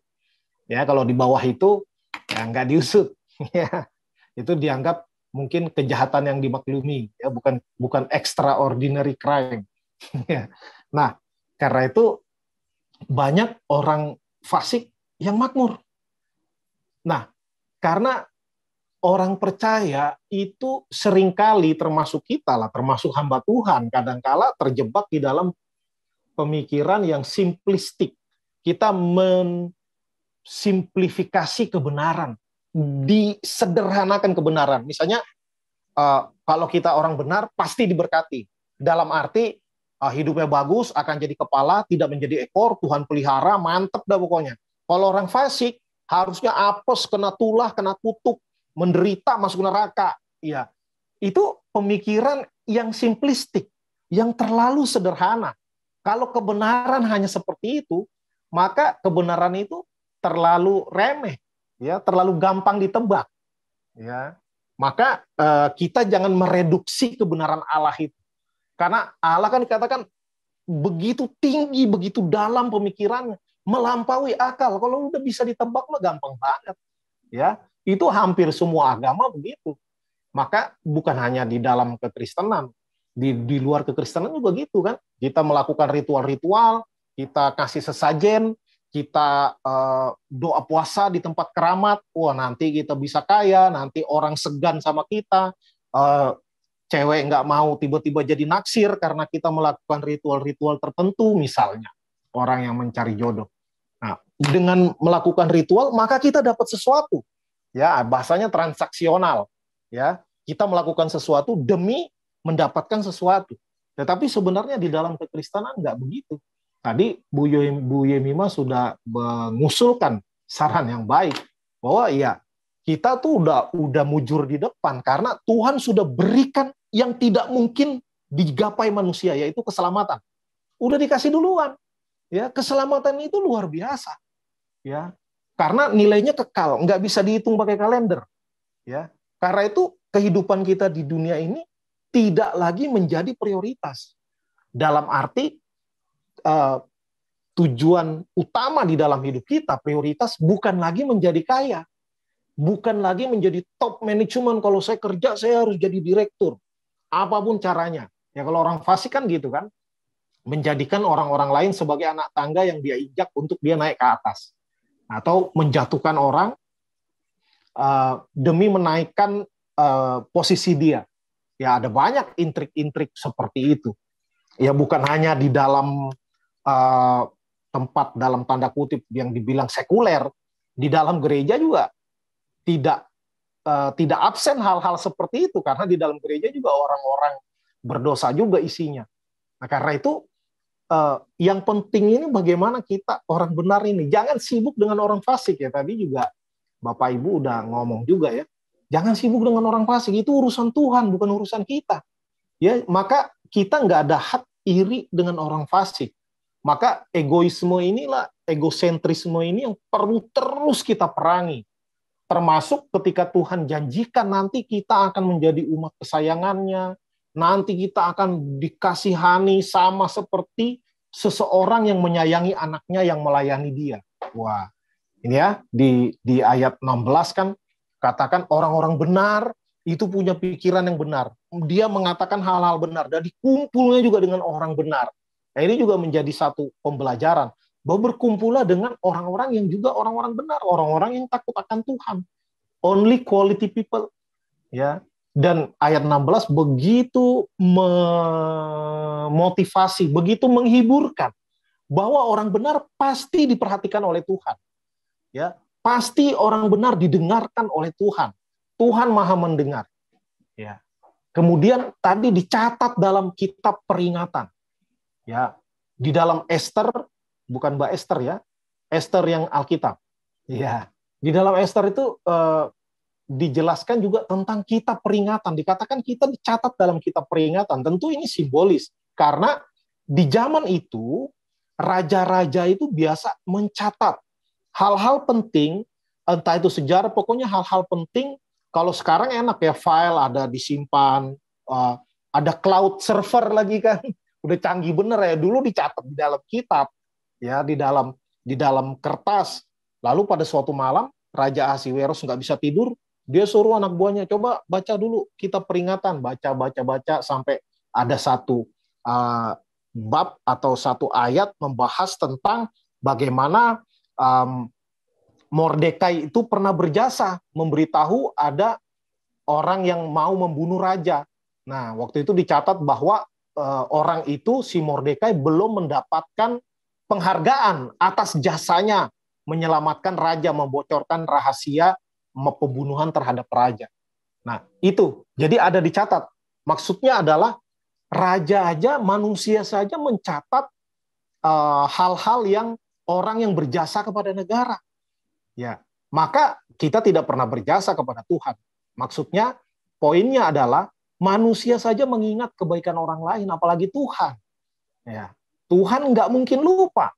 Ya, kalau Alkitab sekarang, Alkitab ditulisnya sekarang, mungkin bahasanya bisa lebih keren kan? Udah dicatat di cloud-nya, di servernya, server ilahi, ya, bisa dibilang gitu. Ya, kalau bahasa kekinian. Tapi intinya Tuhan mengingat kita. Tuhan nggak mungkin lupa sama kita. Dan orang benar disebut orang yang takut akan Tuhan. Maka ini takut akan Tuhan ini mengandung kata kerja. Bahwa takut akan Tuhan itu adalah aktif, bukan cuma status. Ya, bukan cuma status, tapi kita harus juga bersikap aktif sehari-hari sepanjang waktu kita takut akan Tuhan dan menghormati nama Tuhan. Lalu ayat 17 juga menghiburkan, akan menjadi milik kesayangan Tuhan pada hari yang disiapkannya. Ya, ini tadi juga jadi pertanyaan juga. Bahwa pada hari yang disiapkannya, ya kita bisa menganggapnya atau kita bisa menafsirkannya, itu bisa macam-macam. Yang pasti itu mengacu pada hari Tuhan, tetapi juga bisa, maksudnya hari Tuhan di hari penghakiman nanti, bisa juga di dunia ini. Ya, karena orang fasik tidak akan selamanya mujur. Tadi Pak Heri ngajak kita baca Mazmur 37. Ya, kalau dibalik angkanya Mazmur 73 juga berbicara tentang bagaimana orang benar iri kepada orang fasik, karena orang fasik itu makmur. Hidupnya enak, bagus, tetapi kalau kita baca Mazmur 73 secara keseluruhan mulai ayat 17 dikatakan pemazmur membayangkan baru dia dibawa masuk kepada hadirat Tuhan. Baru dia melihat ternyata orang fasik itu tinggal di jalan yang licin. Tinggal sebentar lagi mereka akan jatuh. Maksudnya apa? Mereka bisa sukses selama di dunia. Mereka bisa jaya, bisa mencapai puncak ke titik tertinggi di dalam hidup, bisa. Tanpa ketahuan bahwa dia jahat, bisa. Ya, tetapi maksudnya tinggal sesaat saja, hidup itu sangat singkat kalau dibandingkan dengan kekekalan. Ya, hidup sangat singkat. Karena itu jangan pernah iri kepada orang fasik. Ya. Dan termasuk ketika kita nanti, kan di ayat ke-18 kan dikatakan nanti akan dibedakan dengan orang fasik. Nanti masuk pasal 4 berbicara tentang hari Tuhan. Bagaimana akan ada dibedakan orang benar dengan orang fasik. Karena di ayat ke-18 dikatakan orang benar beribadah kepada Tuhan. Di terjemahan lain dikatakan orang benar itu melayani Tuhan. Serve God. Ya, bahwa kita melayani Tuhan. Nah, karena itu di sini yang paling bahaya sih saya lihat adalah egosentrisme. Termasuk kadangkala kita merindukan surga juga karena apa? Karena di sana tidak ada sakit penyakit. Di sana hanya sukacita. Kembali lagi kepada diri sendiri supaya saya senang. Ya, supaya saya senang, enak semua. Padahal tujuan utama masuk surga itu kalau adalah supaya nggak susah, supaya orang fasik nanti kita injak-injak menjadi debu di bawah kaki kita, itu juga egoisme di dalam mau masuk surga. Ya. Maka seharusnya yang paling mulia, kita mau masuk surga karena kita mau memuliakan Tuhan tanpa ada halangan. Ya, kalau di sini masih ada tugas, apalagi kalau kita karyawan kan, masih ada tugas ini, masih ada tugas itu. Kita mau ibadah, kita sakit, kita harus ke dokter dan segala macam. Kalau di surga nanti nggak ada hambatan lagi. Kita bebas memuliakan nama Tuhan selama-lamanya. Gitu. Jadi termasuk dalam hal rohani pun, egoisme itulah yang harus kita terus perangi. Kita disuruh matikan, walaupun nggak mati-mati selama kita hidup di dunia ini ya. Tapi harus kita perkecil terus, kita limitasi terus, kita tekan terus sampai kecil tinggal setitik aja. Gitu. Itu perjuangan kita yang nggak gampang. Ya, nggak gampang. Maka bukan cuma jangan iri kepada orang fasik, termasuk ketika Tuhan menjanjikan bahwa kita nanti akan disayang oleh Tuhan, orang fasik akan dihukum, kita jangan juga bergembira karena orang fasik dihukum Tuhan. Rasain lu, ya. Udah capek-capek gue selama di dunia, dizolimi sama kalian, sama orang fasik, sekarang lu dibalas Tuhan. Ya, rasain. Wah, itu juga keliru. Ya. Maka iri Tuhan hanya ngasih tahu informasi bahwa orang fasik nanti akan dihukum. Tapi kita tidak berhak nanti, yes, tenang aja, kita sabar-sabar, nanti mereka itu mati semua mereka, dibinasakan semua. Bahkan di pasal 4 dibilang nanti jadi abu di bawah kaki orang benar. Ya, bukan itu tujuan kita.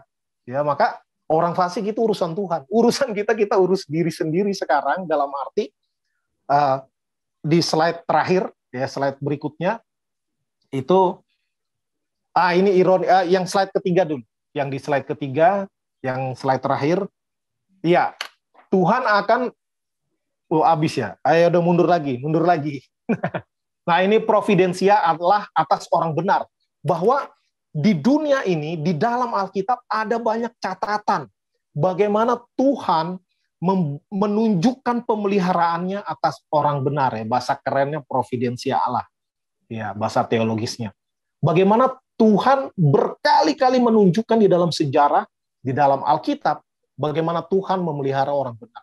Bangsa Israel menjadi budak di Mesir, yes. Tetapi di satu babak kehidupan, bangsa Mesir dihukum Tuhan dengan 10 tulah. Ya, bangsa Israel enggak kena sama sekali. Yang paling tulah yang paling terakhir itu kan anak sulung laki-laki bangsa Mesir mati semua satu negara. Waduh, geger itu. Ya, orang Israel tidak ada yang mati anak sulung. Itu Tuhan tunjukkan bagaimana perbedaan. Jadi bukan kena wabah itu ya. Karena itu memang spesifik untuk anak sulung laki-laki Mesir mati semua, orang Israel aman semua. Lalu Ruth yang hidupnya udah apes, ya suaminya meninggal, mertuanya meninggal, mereka dari berangkatnya penuh, pulangnya kosong. Ya, tapi bagaimana di dalam kemiskinannya, di dalam kesusahannya Tuhan pelihara sampai akhirnya dia diambil oleh Boas menjadi istri. Lalu Elia, nabi yang juga susah, di tepi sungai Kerit, bagaimana dia bisa nggak punya apa-apa. Tuhan kirim burung gagak nganter makanan. Ya jangan tanya, itu nyolong di mana tuh burung gagak? Di toko roti siapa yang diembat sama daging? Daging dari mana dicuri sama burung gagak? Bukan itu poinnya. Poinnya bagaimana pemeliharaan Tuhan itu luar biasa. Sampai janda miskin pun bisa kasih makan Elia. Sampai akhirnya janda miskin itu mengalami mujizat pemeliharaan Tuhan. Ya, mundur satu slide. Nah, ini ironi, ya, ironi. Ini sebenarnya yang perlu kita gumulkan sama-sama. Ada orang benar yang bersikap fasik, yaitu tadi orang benar iri sama orang fasik. Ya, jadi dia bukan melihat ke dalam diri, dia ngelihat ke toko sebelah. Kok enak bener ya fasik ya? Dia nyontek bisa jadi juara umum. Ya, karena koneksi dia bisa promosi. Kita nggak promosi, nggak demosi, tapi emosi. Ya, emosi kita karena kita nggak promosi. Ada orang yang menjilat atasan, ya, menginjak bawahan, menjilat atasan supaya apa? Supaya karirnya ke puncak. Ya, lalu kita merasa kesal. Nah kalau gitu capek-capekin dong. Saya ikut Tuhan, capek-capek dong saya hidup benar. Kembali lagi tadi egosentrisme itu yang perlu diperangi. Ya, jadi kalau orang dengan kefasikannya, dengan kejahatannya bisa sukses, ya itu urusan dia. Urusan kita adalah kita hidup benar, hidup berkenan kepada Tuhan. Apapun hasilnya. Ya, banyak kok contoh akhirnya orang benar itu dengan berbagai ups and downs, naik turun kehidupan, akhirnya dibawa Tuhan ke puncak. Yusuf, ya, dibawa ke puncak. Musa dibawa ke puncak, dari pelarian akhirnya jadi pemimpin. Ya tapi nggak semua orang jadi Musa, jadi Yusuf ya. Yang jadi martir juga banyak. Murid Yesus juga jadi martir. Murid Yesus ada yang secara finansial bagus, ada yang secara finansial itu kaum marginal juga.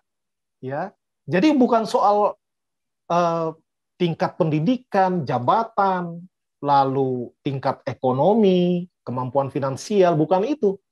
Tapi kita hidup berkenan kepada Tuhan itu, lalu mengosongkan diri. Saya juga kalau mau cerita banyak sekali yang bisa saya ceritakan. Saya dari dulu sampai sekarang nggak kaya-kaya, dan memang bukan berasal dari keluarga kaya. Tapi maksudnya banyak teman-teman lebih kaya daripada saya, tapi banyak teman-teman saya yang stres. Ya, punya mobil tapi nggak bahagia. Ya. Lalu saya nggak kaya tapi saya bahagia. Ya. Walaupun karena nggak banyak uang jadi banyak hal yang tidak bisa dibeli kan. Sempat saya cerita-cerita, kok sekolah Kristen mahal-mahal bener ya. Sebenarnya nggak mahal karena saya aja nggak punya uang. Gitu kan. Tapi dengan cara Tuhan tuh akhirnya bisa kok naruh anak ke sekolah Kristen karena saya anggap ada pembelajaran nilai-nilai Kristen di dalamnya. Ya, toh Tuhan buka jalan, ada aja cara Tuhan. Dari dulu saya mengalami pemeliharaan Tuhan. Ya, banyak sekali mengalami pemeliharaan Tuhan yang tidak perlu saya ceritakan di sini. Ya, tapi tidak pernah sampai kelaparan luar biasa, nggak bisa beli beras. Ya, sempat habis beras ada yang ngasih, ya, ada yang ketemu uang pas ngambil celana atau ada uang, padahal sih kita yang lupa naruh ya, tapi kita anggap itu pemeliharaan Tuhan, ada aja cara Tuhan. Jadi nggak usah pusing sama orang fasik, tapi pikirkanlah diri kita, bagaimana kita hidup di dunia ini. Karena orang fasik bisa hidup makmur di dunia ini, bisa. Ya, jangan pusing dengan itu. Tapi ingat, ya. Kembali ke slide terakhir, bahwa tetaplah menjadi orang benar, yang hidup benar. Ya, jangan jadi orang benar yang iri sama orang fasik. Ya. Tetap menjadi orang benar, yang hidup benar. Karena Tuhan mendengar dan memerhatikan orang benar. Dan penghakiman Tuhan ada. Ya. Di dunia ini orang fasik mungkin dihakimi. Sangat mungkin. Tapi bisa jadi sampai dia mati, dia dalam tanda kutip tidak mendapat hukuman di dunia. Bisa. Ya. Ada yang kena hukum, ada yang ketangkap KPK lah, ada yang apes, ada yang sakit sampai meninggal, akhirnya hartanya habis, ada yang keluarganya berantakan, ada yang dihukum Tuhan di dunia, ada yang tidak. Tapi di hari akhir nanti, mereka nggak akan lolos, ya, nggak akan lolos. Grand finalenya atau grand final, penghakiman nanti pada hari Tuhan, itu nggak ada yang lolos, itu memang ngantri satu-satu. Ya, dan kita tidak bersukacita karena orang fasik akan dihukum, tetapi kita bersukacita karena orang benar akan dinyatakan benar oleh Tuhan. Ya, bahwa hidup benar termasuk kita melayani Tuhan, serve the Lord, beribadah kepada Tuhan, itu tidak sia-sia. Ya, Rasul Paulus mengatakan jeripayahmu di dalam Tuhan tidak sia-sia. Ya, ada upah yang menanti, ada rewardnya, bahkan ada mahkotanya. Ada mahkota untuk orang yang setia, ada mahkota untuk penginjil, ada mahkota untuk gembala. Ya, ada mahkota untuk banyak hal. Nah, karena itu mari kita jadi orang yang setia. Karena kata setia ini kata yang berat, kata yang besar, karena membutuhkan durasi seumur hidup. Makanya di Wahyu dikatakan, masuklah hai hamba yang setia. Ya, di Wahyu pasal 20 akan ada penghakiman terakhir, pasal ayat 12 dan ayat 13. Itu bagaimana nanti semua orang akan dihakimi. Ya, akan dihakimi. Dan ini menjadi penghiburan bahwa kalau karena hidup benar kita menjadi menderita, kalau karena hidup benar kita menjadi kalah kaya daripada orang, kalah sukses, kalah jabatan, nggak ada masalah. Ya, yang penting Tuhan berkenan kepada kita. Yang penting Tuhan bangga kepada kita. Itu yang kita kejar. Ya, itu yang menjadi bisnis kita, yang menjadi core bisnis kita di dalam kehidupan ini. Sehingga kita bisa tetap bersukacita, berbahagia, menikmati kebaikan Tuhan di dalam keadaan kita sekarang. Ya, di dalam kita mungkin hanya average, hanya rata-rata, enggak konglomerat, enggak juga mati kelaparan, enggak juga jadi orang terkaya di dunia, ya, tapi tidak juga jadi orang termiskin di dunia. Mungkin dianggap orang biasa-biasa. Ya, tapi sepanjang kita hidup benar, itu yang bagus. Tapi tentu kalau kita menjalankan semua prinsip kebenaran, kalau tidak ada hambatan, itu akan naik. Ya, akan naik. Orang yang jujur, orang yang kerja keras, orang yang loyal, waduh, dicari di mana-mana. Ya, bukan hanya di gereja, di marketplace juga dicari. Ya, hanya mungkin nanti bisa difitnah orang, bisa macam-macam lah. Tapi logikanya, secara logika normal, dia akan tetap naik. Ya, perusahaan mana sih yang nggak senang cari orang yang kerja keras, yang takut Tuhan, yang disiplin, yang tidak hitung-hitungan, ya, yang begitu loyal dan mengabdi. Waduh, dicari, ya. Kan itu prinsip-prinsip kebenaran seperti itu. Ya, maka mari kita terus hidup benar, karena bisa jadi Tuhan memberikan reward waktu kita hidup di dunia ini. Bisa jadi, bisa juga enggak. Tapi kalau nanti di hari penghakiman, itu pasti. Itulah yang menghiburkan kita. Ya, itu yang bisa saya sharingkan. Apakah ada yang belum terjawab pertanyaan dari Bapak Ibu? Silakan, atau mungkin ada yang meresponi atau ada yang tidak setuju, boleh juga. Ya, silakan. Terima kasih.